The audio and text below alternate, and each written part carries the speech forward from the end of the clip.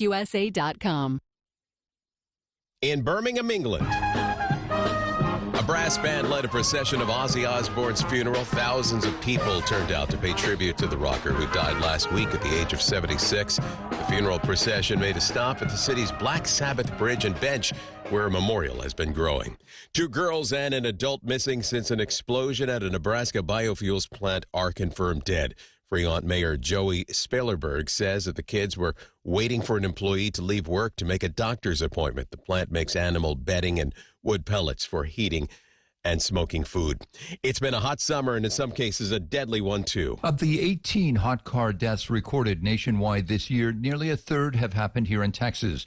On Tuesday, a 4-year-old girl who had managed to get into a car parked in front of her family's home was later found unresponsive. But this summer's extreme temperatures extend well beyond the sun-baked south. On Monday, an infant died after being left in a car in Hastings, Nebraska, where the afternoon high was in the mid-90s. Jim Ryan, ABC News, Dallas. And it sounds like the plot to a superhero origin movie, but workers in South Carolina have found a radioactive wasp nest at a site that used to make key parts for nuclear bombs in the U.S.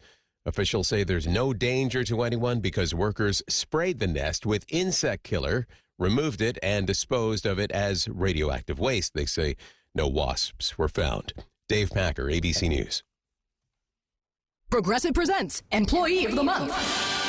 Small Business Edition. Today's recipient from Lucky Larry's Landscaping, Larry! Larry saved his business money with a quick commercial auto quote from Progressive. Does it help he's his own marketing manager, accountant, executive assistant, and never been late? Technically, yes, but saving really put him over the edge. So, Larry, give Larry a round of applause. Be your own Larry. See if you could save in as little as 7 minutes at ProgressiveCommercial.com. Progressive Casualty Insurance Company and Affiliates.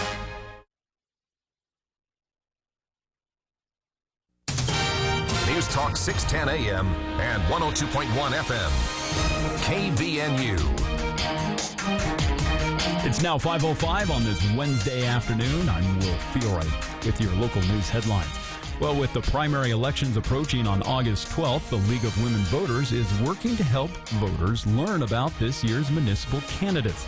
KVNU's Carter Chatterton has the story. Kendra Penry, spokesperson for the League of Women Voters of Cache Valley, appeared on KVNU's For the People Monday afternoon. The League is sponsoring a Meet the Candidates night, August 4th at 5:30 p.m. at the Logan Library. We are where you can come to educate yourself, to make the best decision for yourself, and just put that information out there. We're not trying to sway anyone in one particular direction. We just want everyone to feel equipped to make the best decision they can. The event features a panel of municipal candidates from Logan and North Logan. Voters can meet the candidates and ask them questions. We, as individuals, have to really do our research.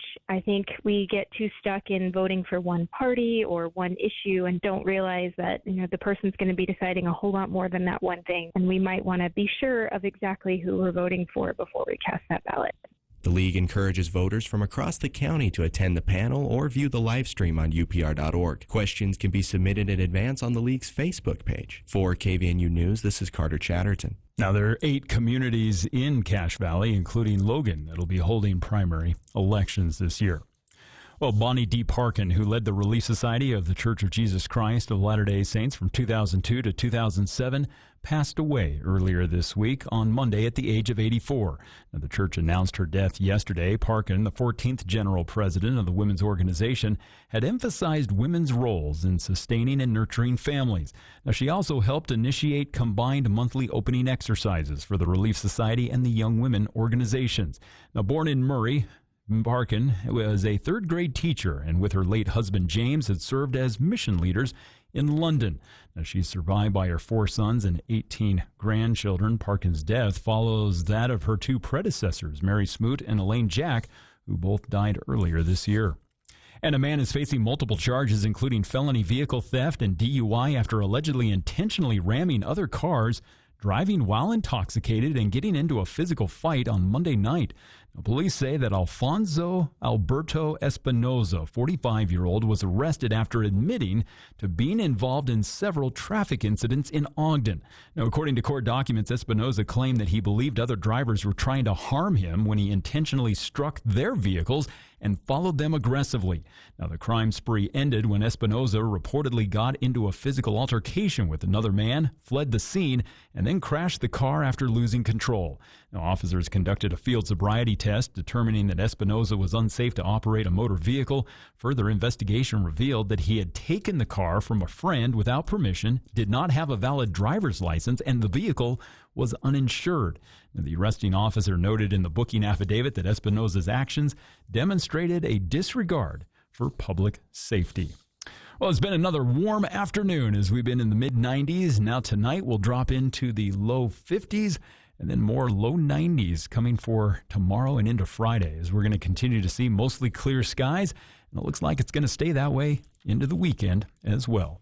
And it's Napa Auto Parts that brings you our weather on the 6s. And as always, you can stop by Napa Auto Parts and get a $25 rebate on Bosch lithium-ion batteries. It's Napa Auto Parts. There are 5 locations from Preston to Providence. And I'm Will Feelwright with your KVNU News headlines. Today's hearing aid technology can improve not only your life, but the lives of the people who care about you.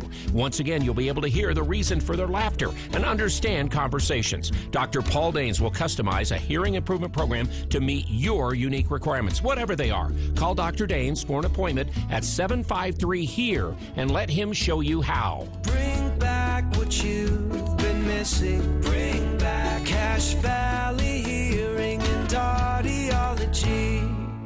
Updates every 30 minutes and breaking news as it happens. News Talk KVNU, your number one radio station for news and talk. We're here with Chuck, founder of Dollar Loan Center, and I hear you've opened up a bunch of new locations. That's right. We've opened 5 new locations in Utah, with the newest being up north in Logan and in Ogden. Our branches are awesome, comfortable, fully transparent, like banks used to be. Or if you're a homebody, you can apply at don'tbebroke.com 24/7. Tell me a little bit about DLC's short-term signature loans. We're the best deal, hands down. You can get up to $5,000 in minutes with no checking account, and it's free to apply. Others charge fees, hold a check or a car title, and even penalize you if you pay early. We've been the best deal for over 27 years. We make it quick, painless, and even kind of fun. Take a second to swing by and say hi to our staff in Logan and Ogden, even if you don't need a loan quite yet. Thanks, Chuck. Check out Dollar Loan Center and apply for a signature loan up to $5,000 online at don'tbebroke.com. New locations in Logan and Ogden. Licensed by the Utah Department of Financial Institutions. Subject to approval. Limitations may apply. See website for details. Senior Moments, sponsored by the Empowering Seniors Group on News Talk KVNU. My name is Bruce Lee. I'm here with my co-host Sid Roder. We're here for another fun show. This radio show is sponsored by the Empowering Seniors Group, which is a group of professionals that has dedicated their time and efforts to provide information that is hopefully useful to seniors, their family members, caretakers, and really anybody who's interested. Senior Moments, every Saturday morning at 7:30, right here on News Talk KVNU.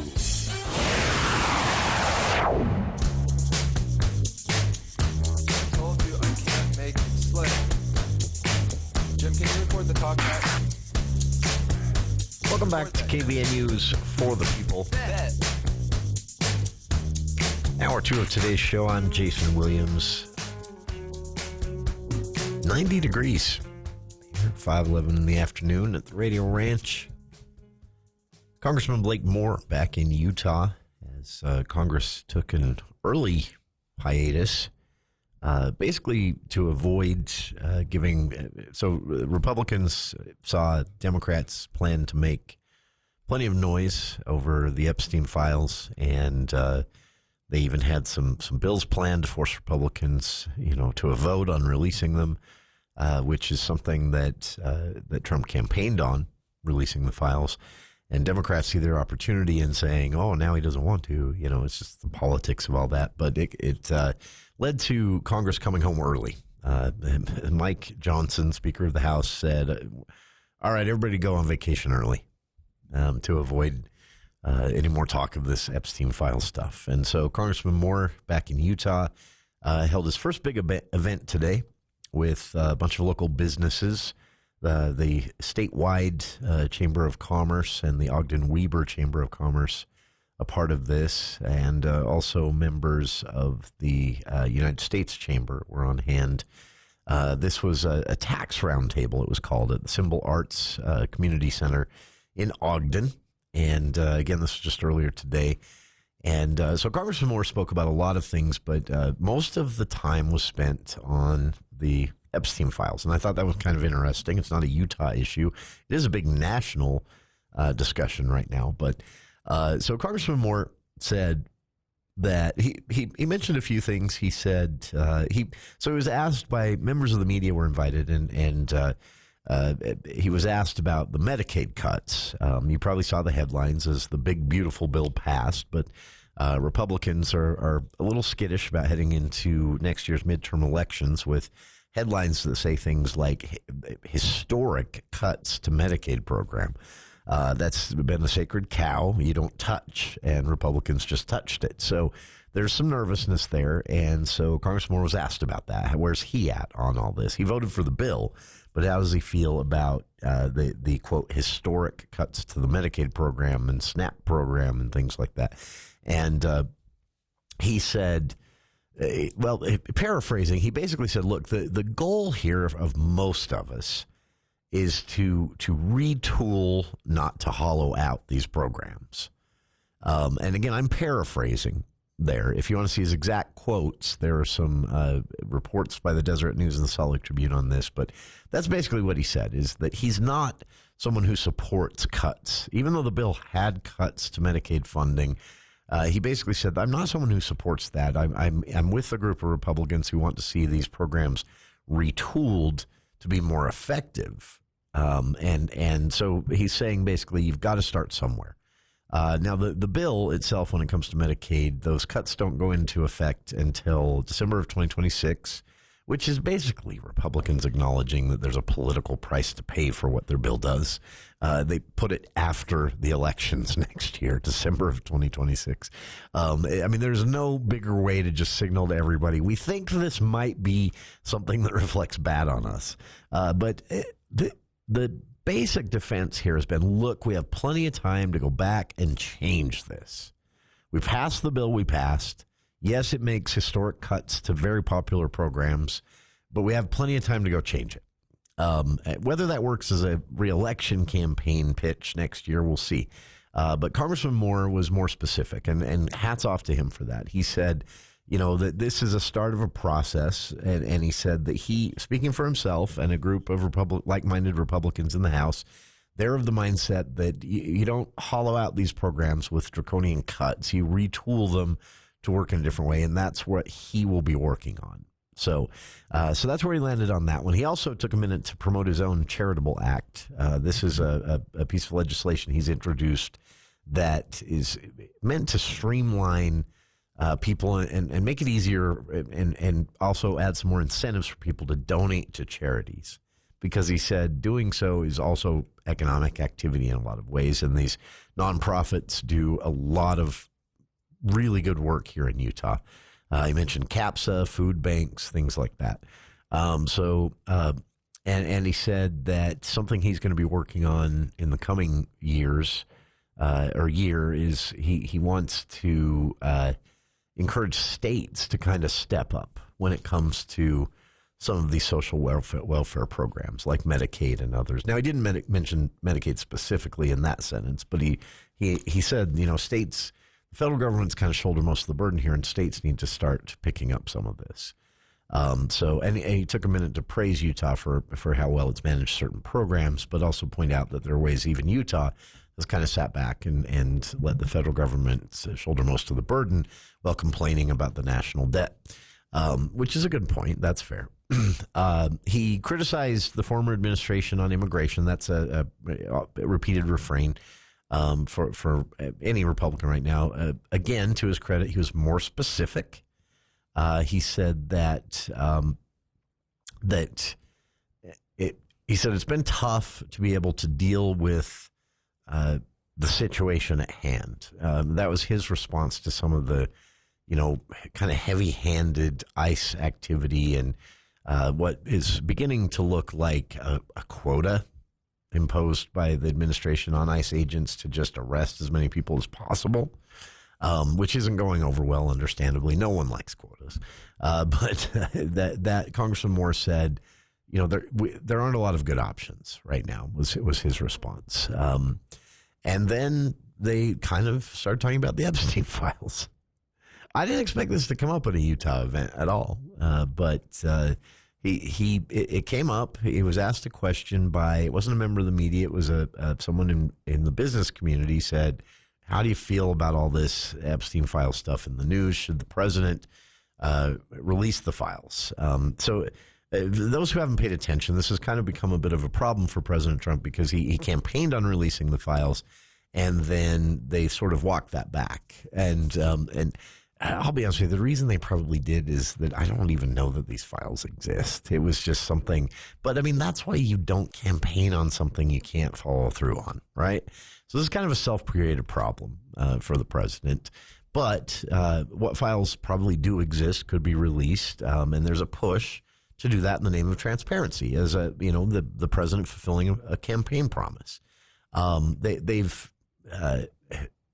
It's kind of sitting in limbo at this point. So Congressman Moore was asked about that at this event today, and he said, again paraphrasing here, he basically said he's in support of release it all, transparency, and getting the issue behind us. But he said, and it's funny because not many people have pointed this out, but he said, though he is on board with the release it all mindset and the transparency there, and it being a campaign promise of the president to do so, he says you have to acknowledge too that you have to take steps to protect victims in this, because there are real victims here, real women who were as minors part of what was basically a grotesque human trafficking and pedophilia cabal that Epstein sat at the head of with the help of a woman Maxwell, who's now in prison. And Epstein, of course, headed to prison, but took his own life. And so Moore touched on something that is rarely mentioned, that, kind of lost in all of the, you have to understand, I get the politics of this. Republicans are trying to make it go away because it's likely the president can't fulfill that campaign promise, or maybe doesn't want to because it might be messy, because there are probably a lot of big names in there. Rumors for years that Trump himself is in the files of being part of Epstein's circle, that Bill Clinton is, and so it could be hugely messy to release the files, just throw them out there. But that is what the president, as a candidate last year, promised to do. And so, again, self-created problem. Democrats, you have to understand, this is a political opportunity for them because they realize it's the president hedging on a campaign promise that is also something that many of his supporters care very much about. The Epstein files were kind of at the heart of the QAnon movement, which was kind of a conspiratorial movement that felt Trump was the one that was going to come along and end all of this, secret child swapping market that existed out there. You remember Pizzagate? This is Jack Posobiec, or whatever his name was. He backed off of it finally when a troubled individual showed up at this little pizza store in New York, I think it was, with a gun trying to kill people. So he dropped it at that point. But it was a fun conspiracy that some online were jumping in on, that these big world leaders were meeting in the basement of this pizza shop in New York, and that's where they planned out their pedophilia cabal. It was a made up thing, but someone took it seriously and showed up with a gun, and it got serious. And that kind of was then turned into this QAnon thing. And that was a big part of the president's most dedicated supporters. So it's difficult for the president to just come out and say, I can't actually do this. I shouldn't have said I would. Which is probably the most honest thing anybody could say right now, because there is the Department of Justice has to be involved here.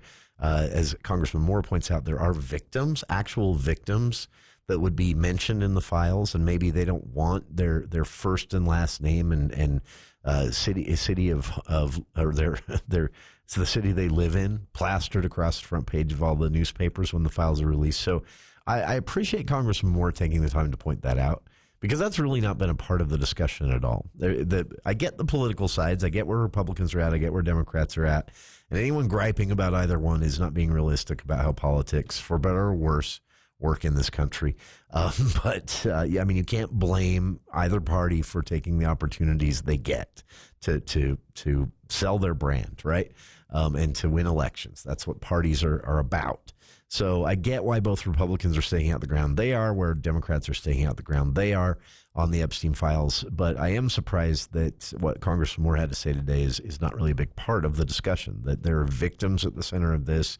These are teenagers who were extorted in what literally was a pedophilic human trafficking endeavor, kind of overseen by this extremely wealthy person, Jeffrey Epstein. And so those people you don't want to victimize them twice.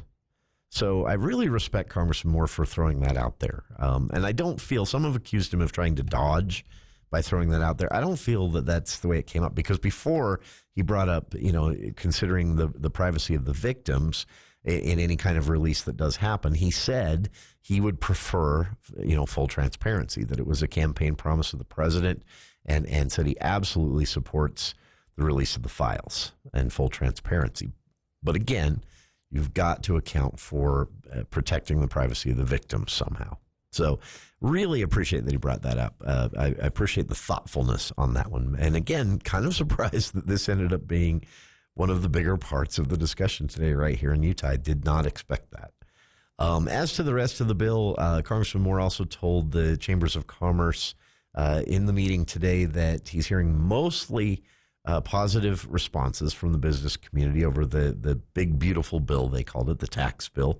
But he said there are some criticisms and hesitations, and there's plenty of room to refine, is basically what he said. And he did also speak with the business community today about the child tax credit, which was something he really pushed for in the bill, and said he isn't concerned about the bill itself immediately, at least, increasing inflation. So, and finally, another kind of out there issue that came up today. This has been in the news as well, but the Department of Justice under the current leadership is seeking voter information from the states, and voter registration, voter rolls, and they want the states to hand it over. The reasons range from, still conspiracies about stolen election in 2020 to immigration work and immigrants voting, which doesn't happen, but it's a thing that everyone's talking about now. And said, basically, Congressman Moore was asked about that. Do you support states handing over private voter information to the Department of Justice? That's never been done before. And Congressman Moore said, look, on this one, I'm out of my depth. He said, I'm out of my depth on the specifics of the request, what's being requested and why. So he just honestly said, I'm not up to speed on that one. I can't answer. But he said, Utah has always done a great job with elections. I've always been really impressed with the way Utah manages things. And so I will defer to the Lieutenant Governor's office on what Utah should do. So there you have it. Everything Congressman Moore was asked about at a Chamber of Commerce town hall style event that took place in Ogden earlier today. He will be here in northern Utah for several weeks, as they left for break quite a bit early this year, usually not until the 1st of August. They left about 10 days early, and so we'll see if we can arrange something, working on it with his staff, to get him here in the studio. And we'll try not to spend as much time on the Epstein files as the folks at the Chamber of Commerce meeting wanted to do. I mean, I guess that's okay. It just surprises me. Anyway, there you have it, a recap of Congressman Moore's business group-oriented town hall style event earlier today in Ogden.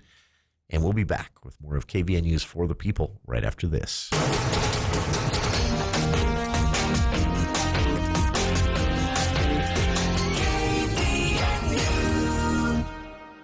This is Cache County Fire District Chief Brady George. Due to increasingly dry conditions and high wildfire danger, Stage 1 fire restrictions are now in effect. These restrictions apply to all unincorporated private and state lands in Cache County. These restrictions include no open fires of any kind except within established facilities or in improved campgrounds or day-use areas on public lands. No smoking except within an enclosed vehicle, trailer, or building, a developed recreation site, or while stopped in an area that is paved or free from dry vegetation. No cutting, welding, or grinding metal in areas of dry vegetation. No operating a motorcycle, chainsaw, ATV, or other small internal combustion engine without an approved and working spark arrestor. No discharging or using fireworks, tracer ammunition, or other pyrotechnic devices, including exploding targets. Any of these acts is a violation of Utah state law and is punishable by up to 6 months in jail and a fine of up to $1,000. Cache County Fire District urges all residents and visitors to use caution during outdoor activities. Preventing wildfires and protecting the beauty of Cache County is a shared responsibility.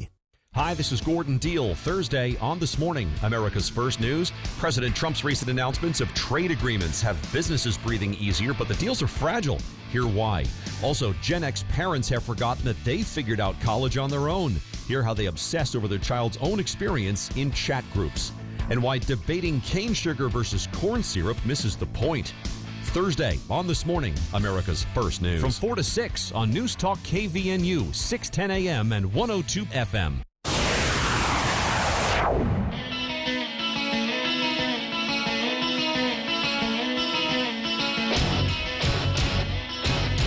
Speaking of those fire restrictions that the fire marshal just mentioned there during the break, just a quick story to kind of drive this home even further. This is how dry things are out there. A Tooele home was completely destroyed today by what firefighters believe was, now they don't say if it was the homeowner or a visitor or what, but they believe that a cigarette, someone finished a cigarette and flipped it into the lawn off the porch, and I assume went inside. And now that's not the official cause of the fire. That will take a while for an investigation to play out, but officials and firefighters on hand said the preliminary investigation said that is likely what happened. I assume they interviewed the homeowner and more. But basically, it's dry enough that that lawn caught fire and the porch caught fire. The fire department was called. By the time they arrived and got the fire out, the home was a total loss. So just, again, driving that point home, with current fire restrictions in place, I hope you're taking it seriously. Any heat source, open flame, even that tiny little bit of ember at the end of a cigarette, a spark from a grinder, a hot catalytic converter. We had a big fire in Saratoga Springs a few years ago that was an event, a neighborhood event, and someone opened their gate to let everybody park in their field. All those cars pulled in there on top of that dry grass with their hot catalytic converters, and pretty soon one car was engulfed in flames and a potential wildfire was headed up the foothills. So, I mean, we're at that time of year. So take it pretty seriously. This was, by the way, the fire was large enough and in an area with potential fuel surrounding the yard, vast enough that they actually called in. There were 4 different departments involved in fighting this fire because they wanted to get this home, the fire at the home, extinguished, not only to save the home, but before it turned into something larger than just a house fire in the open area out there in Tooele. There was a lot of effort put in this morning to putting this fire out. But again, someone lost their home entirely due to what preliminary investigation officials believe reveals a cigarette butt flipped into the grass off the porch. And then I assume they went inside, and that was enough.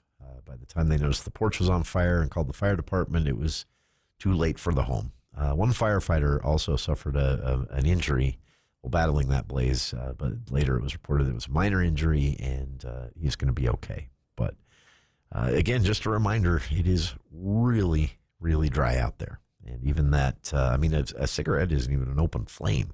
It's a little glowing ember at the end of a stick or whatever you call them.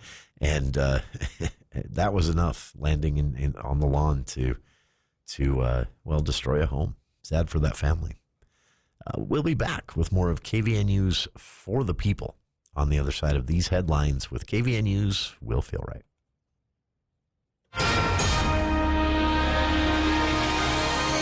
Thank you, Jason. The Tremont and Garland Police Department has a new set of wheels. They've acquired an MRAP vehicle. That stands for Mine Resistant Ambush Protected Vehicle. Now, Chief Dustin Cordova announced the arrival of the armored vehicle yesterday, which is valued at over $725,000 and had been secured through a federal grant at no cost to local taxpayers.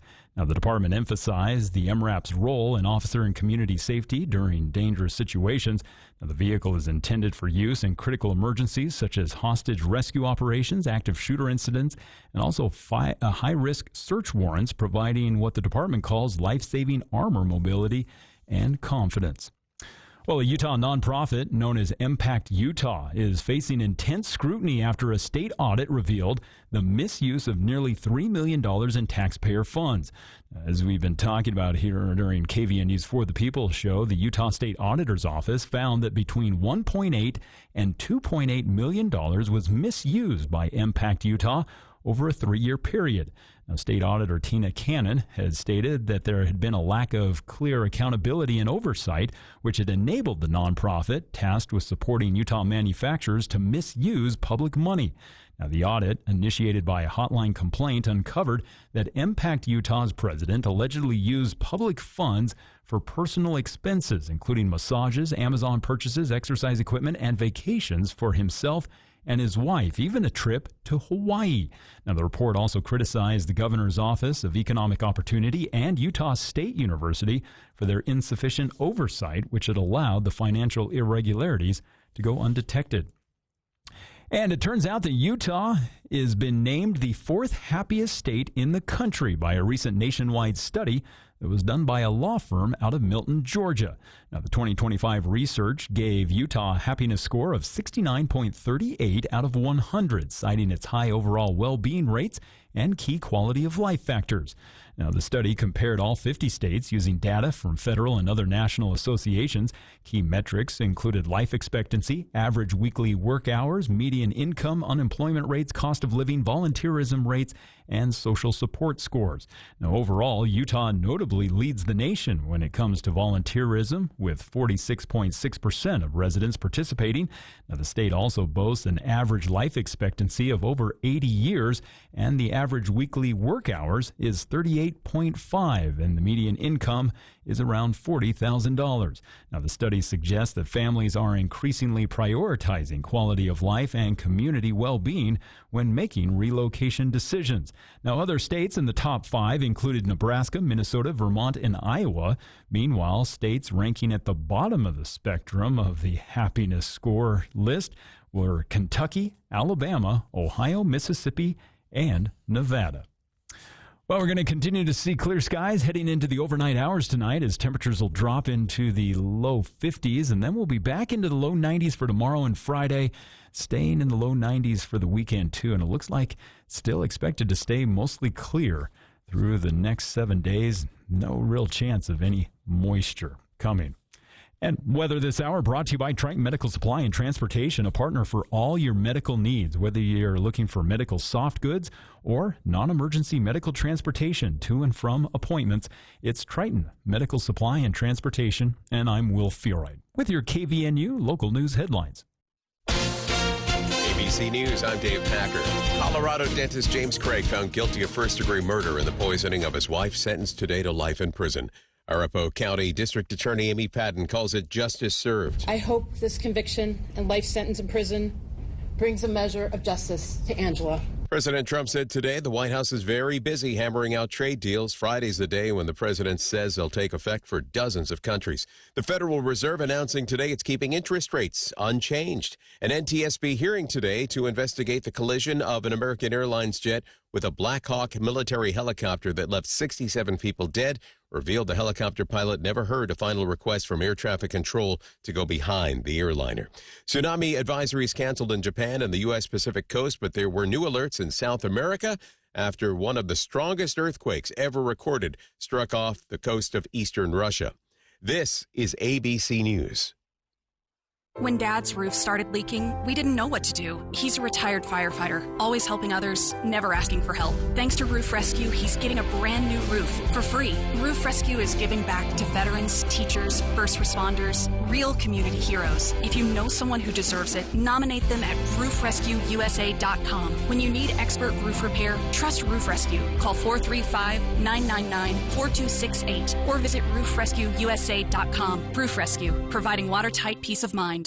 This is Jordan with Primrose Home Care and Hospice. As I visit with people on a regular basis, I see many things we can help with. Recent falls, balance training, knee, shoulder, and hip surgeries, memory loss, housekeeping, help with medications, and that's not all. We at Primrose offer the best care in any situation. A great example of this is our preventative care program. While working with your doctor and using our personal approach, we can help prevent many of these situations. For more explanation, visit primrosecare.com or call me at 787-1369. Primrose Home Care and Hospice. We're your home team. This is Brent Wallace with Cache Valley Bank. This summer, creativity pays off at Cache Valley Bank. Come check out our coloring contest happening now through August 15th. Kids ages 15 and under can pick up a coloring sheet at any of our branches, return their finished drawing, and get free swag just for entering. Winners in each age group could take home exciting prizes like a Nintendo Switch, Tony Box Bundle, or even a $500 savings account. Plus, check out our special bonus offer. Open a Cache Valley Bank Youth Savings account and we'll match your opening deposit up to $50. Bring your kids to color, create, and start building good money habits. Now for all the disclosures. One coloring entry and match deposit per child. Offer valid through August 15th, 2025. $25 minimum deposit required. Deposit match provided at the time of account opening. Fees may reduce earnings on account. 0.45% starting annual percentage yield. Cache Valley Bank. Member FDIC. I recently had a meeting with a business owner that had his business insurance with one agent, his auto with another, and work comp with the state. Sounds confusing, right? This is Matt Robbins with Quality First Insurance. This individual loved the idea of a one-stop shop and saved hundreds of dollars by putting his insurance policies under one roof. Let Quality First be the one-stop shop for your insurance needs. Give us a call today, 435-752-0101. Fridge overflowing? No space for groceries? Get a second fridge or freezer for your garage. It's Jay from Daryl's Appliance with a hot deal. A 21 cubic foot convertible freezer refrigerator, usually $1,399, now just $898. Plus, it's backed by a rock-solid 2-year warranty. But you gotta move fast. This deal's hotter than a summer barbecue and only while supplies last. Race over to Daryl's Appliance west on Airport Road where you get service after the sale.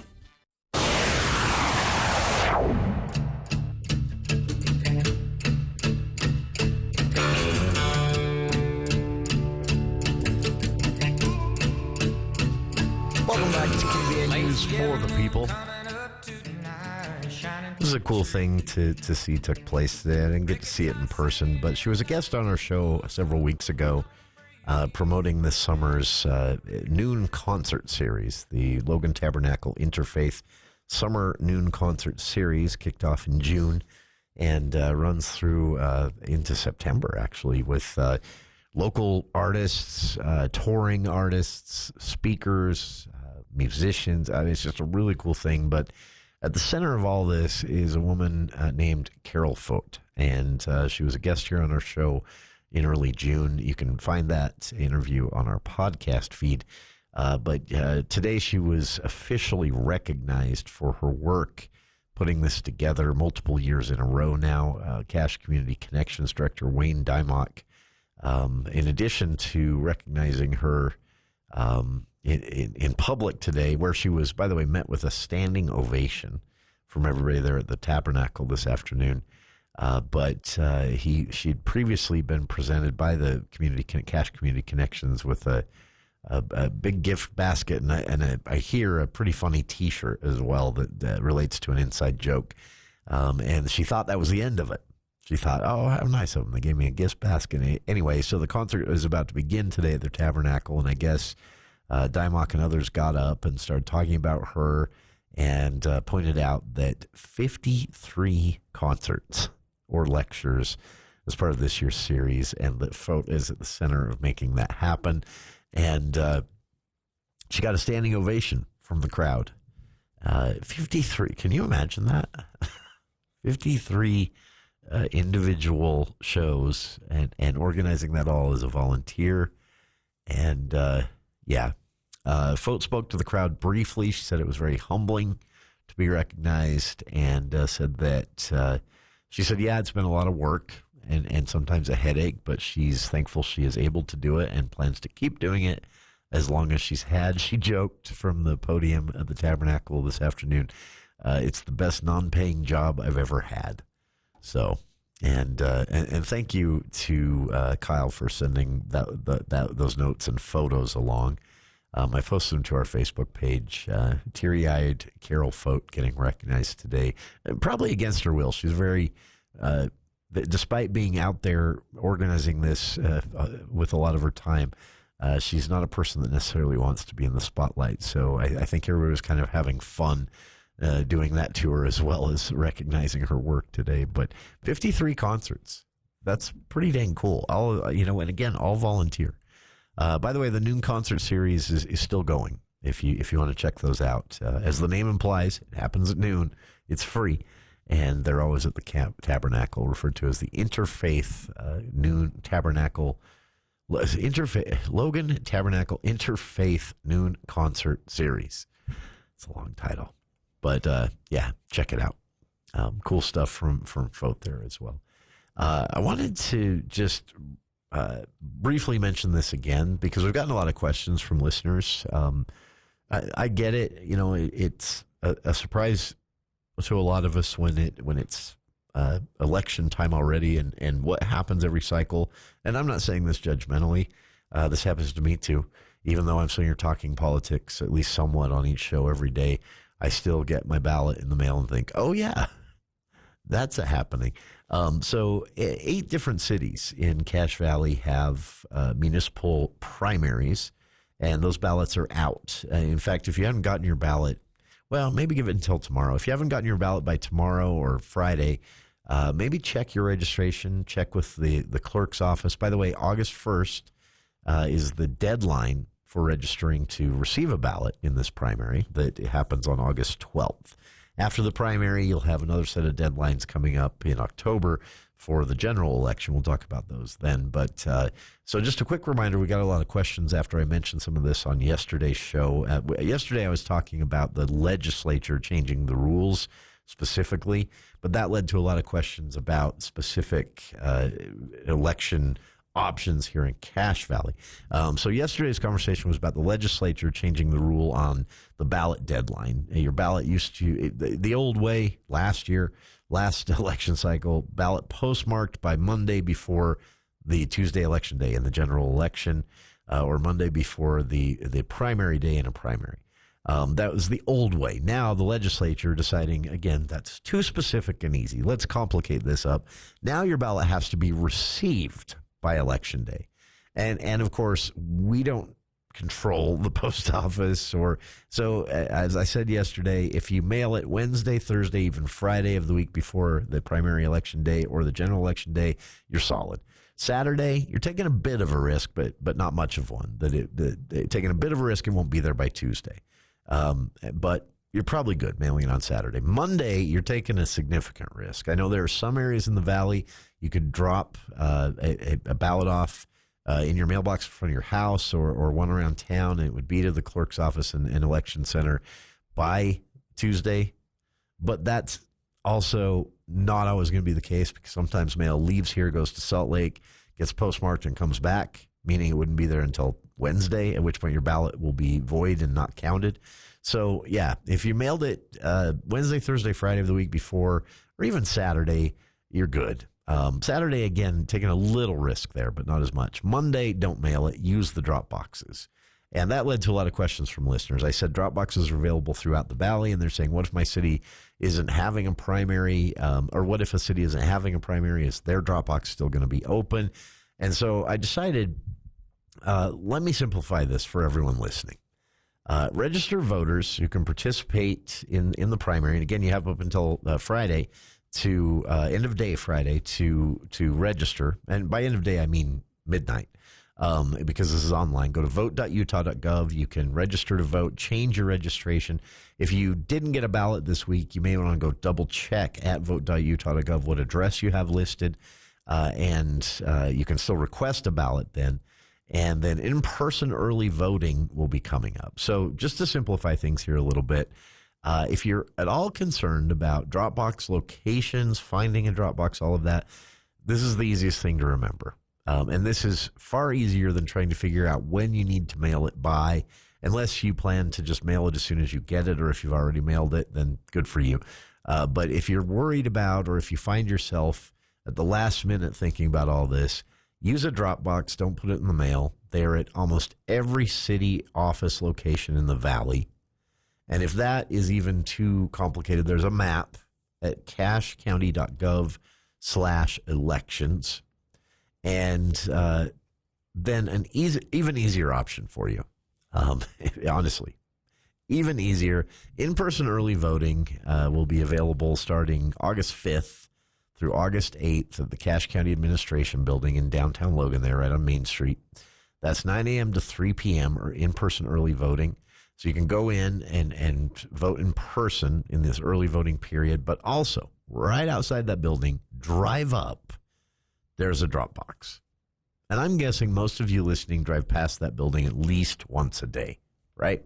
So swing around back, take advantage of the Dropbox there at the County Administration Building, basically on just off of the historic courthouse, the corner of 2nd North and Main Street. In the back lot there's a Dropbox you can drive up to in your car, or if you want to do it old school, get out of your car, walk in, and take advantage of early in-person voting. And that starts next week, August 5th through 8th at the Cache County Administration Building. So really what I'm getting at here, you don't have an excuse. If you'd like your voice to be heard, this is so easy to be a part of it. And that in-person voting will be back, by the way, on Election Day, of course, 7 a.m. to 8 p.m. Now, that will be at the Cache County Event Center, which they turn into an Election Day election center. So in-person voting at the County Administration Building, 200 North and Main Street, roughly, next to the County Historic Courthouse there, with a Dropbox out back if you don't actually want to walk inside, and drop your mail ballot in that. And that is, again, August 5th through the 8th next week from 9 a.m. to 3 p.m. And then, of course, you have up until 8 p.m. on August 12th to drop your ballot in a Dropbox anywhere around the Valley. So, and those Dropbox locations, it's the first tab at cashcounty.gov/elections, right at the top there. It's pretty easy to do, though. County Administration Building, Cache County Clerk's Office, the Utah State University campus. There is one located there. But you also have, literally every town hall around the Valley. Amalga, Clarkston, Cornish, Hyde Park, Lewiston, Newton, North Logan. The North Logan, they have two. They have one at the North Logan Library as well. Richmond, Smithfield, Trenton. Every city has one. The Wellsville City Hall, which is right on Main Street there, River Heights, Providence, all of them have a Dropbox just outside. So it's really, really easy to do. But again, you probably drive past that county administration building at least once a day. And if none of that suits your purposes, or you get to a point and realize you are too late on everything, in-person early voting starts next week, 9 a.m. to 3 p.m. at the county administration building there on Main Street in Logan, August 5th through the 8th. And then in-person voting will be back one more day, Election Day, and that will be from the early morning to polls close at 8 p.m. on Election Day, August 12th. So easy enough to do, right? I'm sorry, that's 7 a.m. to 8 p.m. I didn't mention the opening time. They open that early there. And at any point right now, you can just drop them in the mail. It is well early enough to do that. So fill out your ballot, drop it in the mail. That's fine. Use a Dropbox. That's fine. But again, if you get up until, the Saturday before, you might want to consider using a Dropbox or voting in person on Election Day instead. So that's as simple as I can explain it, but that's everything you need to know. Appreciate listeners asking. I love that the people are paying attention, and our discussion about the way the state has changed the rules led to questions about any rule changes here in Cache Valley. There haven't been any big rule changes here in Cache Valley or changes to locations. But again, it's a primary, and that's a little bit out of the ordinary for most people focused on elections being in November. So spread the word. And again, if you expected a ballot and didn't get it, if you haven't received that by, say, Friday of this week, go to vote.utah.gov, double check your registration and the address you have listed. If all that looks good as well, stop into the clerk's office next week and see what maybe the problem was. And we'll be back with more of KVN News for the People right after this quick break. News Talk 610 AM, 102.1 FM, KVNU. This is Cache County Fire District Chief Brady George. Due to increasingly dry conditions and high wildfire danger, Stage 1 fire restrictions are now in effect. These restrictions apply to all unincorporated private and state lands in Cache County. These restrictions include no open fires of any kind except within established facilities or in improved campgrounds or day-use areas on public lands. No smoking except within an enclosed vehicle, trailer, or building, a developed recreation site, or while stopped in an area that is paved or free from dry vegetation. No cutting, welding, or grinding metal in areas of dry vegetation. No operating a motorcycle, chainsaw, ATV, or other small internal combustion engine without an approved and working spark arrestor. No discharging or using fireworks, tracer ammunition, or other pyrotechnic devices, including exploding targets. Any of these acts is a violation of Utah state law and is punishable by up to 6 months in jail and a fine of up to $1,000. Cache County Fire District urges all residents and visitors to use caution during outdoor activities. Preventing wildfires and protecting the beauty of Cache County is a shared responsibility.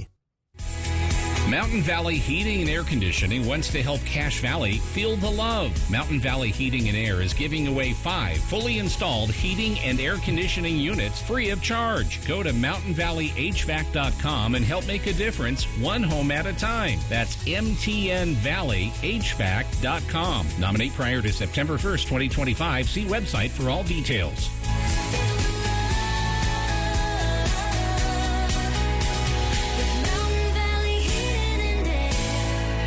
If you think you're too young to worry about heart disease, think again. I'm Essence Harris, and I was 30 when an angiogram found a 90% blockage in 2 arteries. Now I'm asking all women to take control of their heart health. Exercise, eat a heart-healthy diet, and above all, listen to your body. Learn more at womenheart.org. Hi, it's Olivia Munn with my shelter pets, Frankie and Chance, reminding you that when you adopt a shelter pet, you discover all the things that make them unique. Adopt pure love at theshelterpetproject.org. Brought to you by the Ad Council, the Humane Society of the United States, and Maddie's Fund.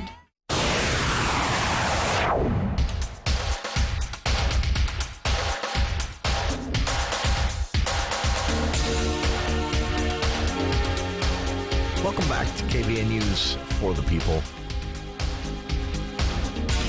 I don't know how I feel about this. Yeah, I probably do. So 2 different stories, but related to the legislature spending money on advertising campaigns. And I'm usually all for this. I'm usually the person to say some of the most effective ways you can use taxpayer dollars is on public education advertising campaigns, whether it's water conservation, fire restrictions, the need to not idle your car for 25 minutes while you stare at Instagram in the parking lot of your gym. The most effective use of taxpayer money is on public education. And that's what this is, but it's different. So 2 different stories. One story about the legislature spending a lot more than $2 million on a public lands campaign. But my question is, who is this for? So the public lands campaign, I mocked it because one of the ads, you saw this on TV, you have this gigantic RV, this huge RV full of an entire family, extended family, and they're driving down this tiny little dirt road, assumedly in the Red Rocks outside of Moab, this itty-bitty dirt road in this behemoth of an RV.